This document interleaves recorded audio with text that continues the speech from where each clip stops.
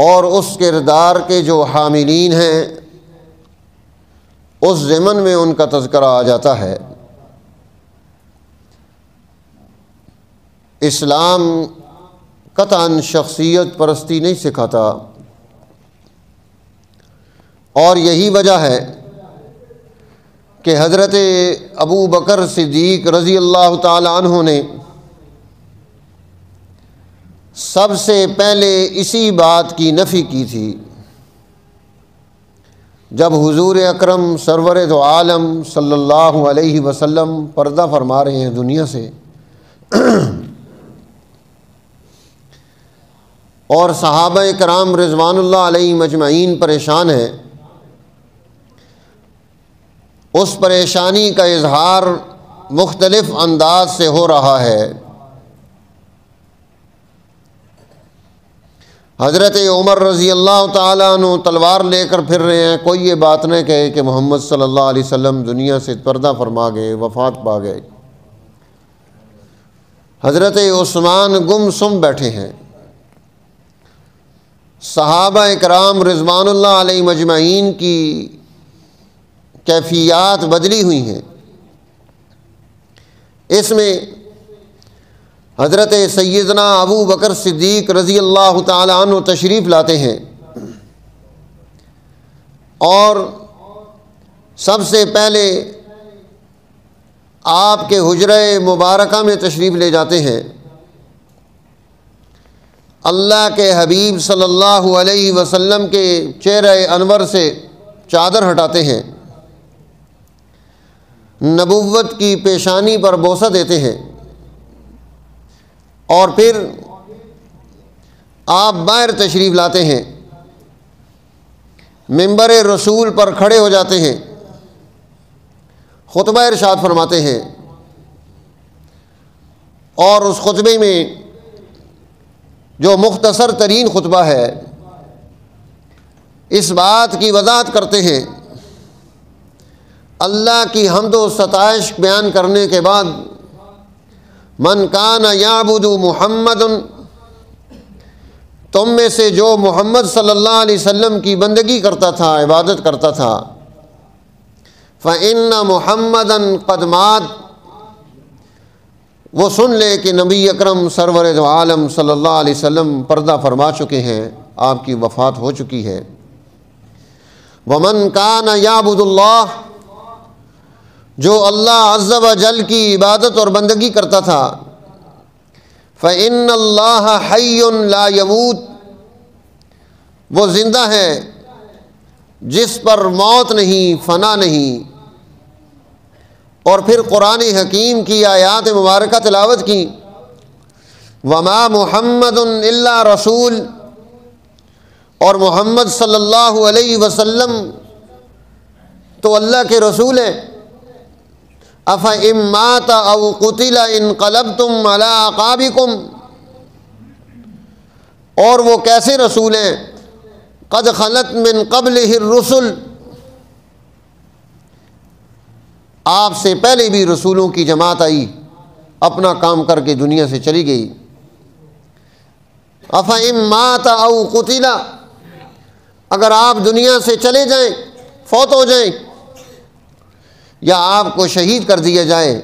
انقلبتم علی اعقابکم، کیا تم الٹے پاؤں پھر جاؤ گے، واپس چلے جاؤ گے؟ تو دین اسلام ہمیں یہ تعارف دیتا ہے، ہمارے اندر یہ خوبی منتقل کرتا ہے کہ ہم میں سے ہر ایک کا تعلق دین کے ساتھ ہو، اور جو بھی شخصیت چاہے کتنی بھی اعلیٰ و عرفہ ہو، اگر وہ دین کو چھوڑ دے تو ہمیں اس کے پیچھے پیچھے نہیں چلنا، ہمیں دین پر چلنا ہے،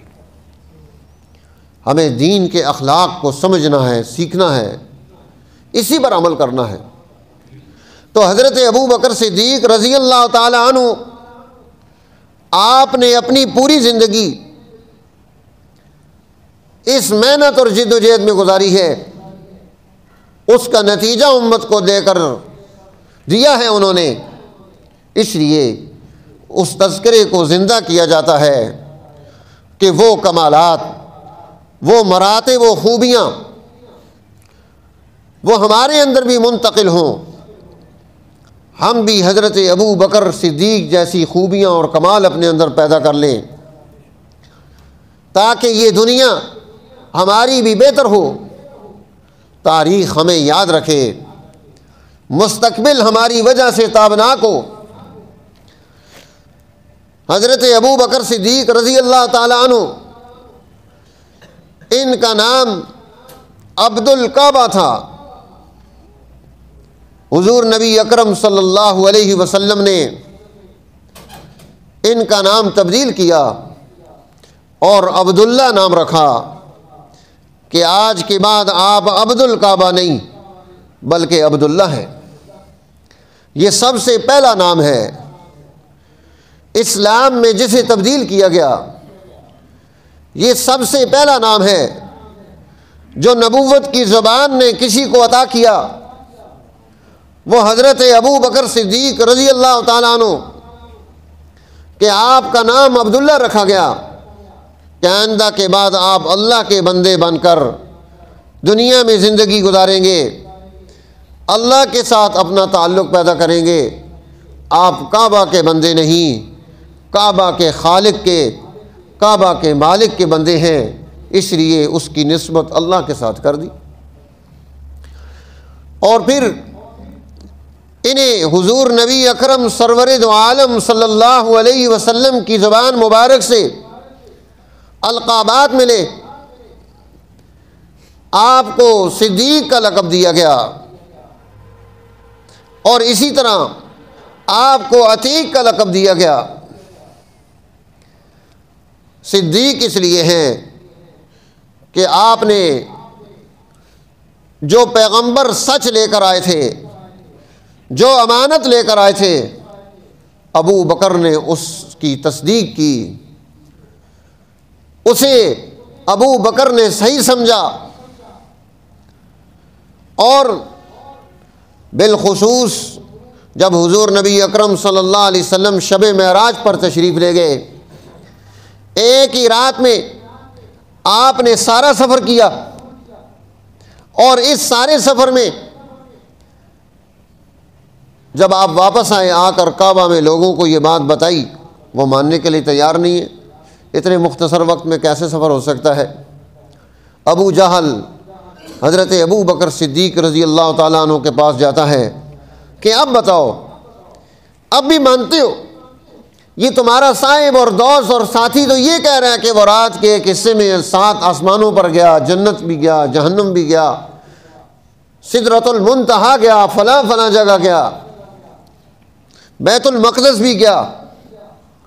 بھلا اتنے تھوڑے سے لمحے میں سفر ہو سکتے ہیں؟ حضرت ابو بکر صدیق رضی اللہ تعالیٰ عنہ نے تحمل کے ساتھ اس کی بات سنی، اور سن کر یہ بات اسے کہی کہ کیا یہ جو خبر تو دے رہا ہے یہ میرے محبوب آقا جناب محمد الرسول اللہ صلی اللہ علیہ وسلم نے بیان کی ہے؟ کہاں؟ حضرت ابو بکر نے فرمایا پھر آپ سچ فرما رہے ہیں، نبوت کی زبان سے جھوٹ نہیں نکل سکتا، آپ سچ فرما رہے ہیں، آپ نے سیر کی ہے، اسی لیے انہیں صدیق کہا گیا۔ عتیق کا لقب حضرت ابو بکر صدیق کو، اور عتیق اس کا معنی خوبصورت بھی آتا ہے، اور عتیق آزاد کو بھی کہتے ہیں، عتیق پرانے کو بھی کہتے ہیں۔ حضرت ابو بکر صدیق رضی اللہ تعالیٰ عنہ